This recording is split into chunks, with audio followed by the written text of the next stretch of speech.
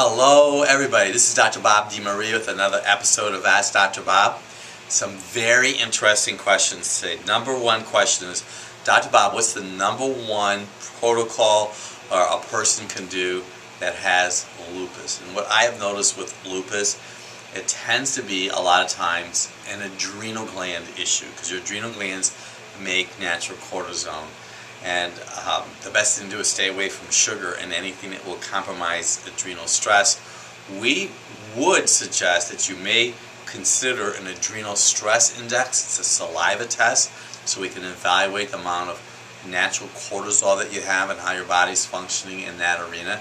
And the same individual wants to know what they can do to prevent that and diminish attacks. You know, you want adrenal gland support. Stay away from sugar.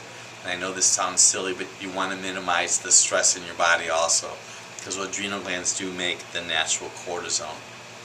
Dr. Bob, what could you do for a zero sperm count? Well, interesting question. It would be kind of interesting to know if you had the MMR shot, just throwing that out. But you know, we use a product line that has what we call neonatal glandulars in it, and one of them happens to be cytosine parotid. And that happens to be a type of tissue that we use to help support the sperm count. And also, I would have suggested you may consider doing the male hormone saliva panel, just to make sure that you have enough testosterone in your body. You see so many men today that have low testosterone and high estrogen.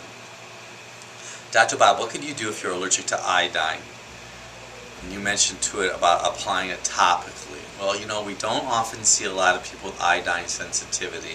I've had people that said, you know, I have a challenge with fish, seafood, but you know, we use either a liquid iodine and or a product called iodazine. But you know how I just mentioned about the low sperm count? We use that exact same product when it comes to somebody who has an iodine sensitivity.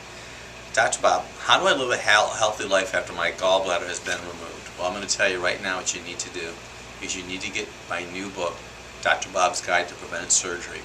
The number one surgery in the whole planet in America happens to be gallbladder removal surgery, and we have a protocol in there what you need to do exactly.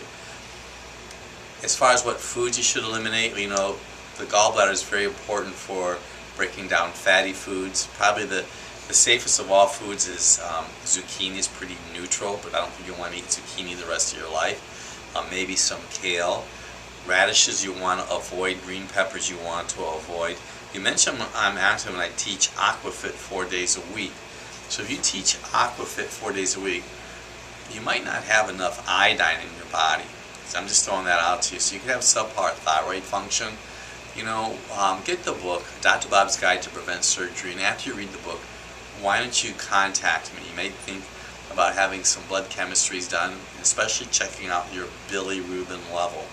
Bilirubin just happens to be a marker we use to see if somebody has some fatty liver and liver gallbladder distress. These are some very unique questions. I appreciate it. You guys all have a happy holiday and Merry Christmas and whatever other holiday that you celebrate. Thank you so much.